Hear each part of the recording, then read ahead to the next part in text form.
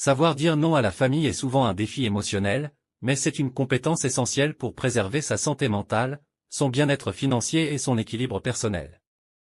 Voici quelques points importants à garder à l'esprit pour apprendre à dire non avec assurance et sans culpabilité.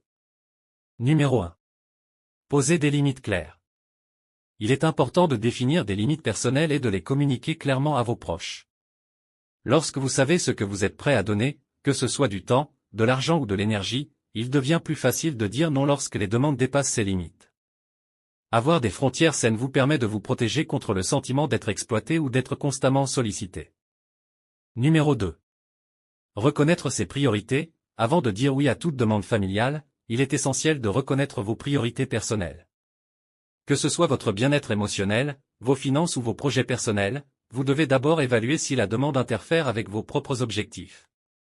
Si dire oui met en péril votre stabilité ou vos projets, il est temps de dire non. Numéro 3. Évitez la culpabilité. La culpabilité est souvent la principale raison pour laquelle il est difficile de refuser une demande familiale. Il est important de comprendre que dire non ne fait pas de vous une mauvaise personne. Vous avez le droit de vous protéger et de vous concentrer sur vous-même sans avoir à vous sentir coupable. Apprendre à dire non avec bienveillance, mais fermeté, est un acte d'amour-propre. Numéro 4. Proposez des alternatives. Si vous vous sentez mal à l'aise de refuser totalement, vous pouvez proposer une alternative raisonnable. Par exemple, si vous ne pouvez pas aider financièrement, vous pouvez offrir un soutien émotionnel ou suggérer des solutions. Cela montre que vous êtes toujours présent pour votre famille, même si vous ne pouvez pas répondre à leurs demandes immédiates. Numéro 5. Comprendre que c'est une question de respect mutuel. Savoir dire non permet aussi de renforcer le respect mutuel dans les relations familiales. En posant des limites, vous enseignez à vos proches que vous avez des besoins et des priorités, et que ces dernières doivent être respectées.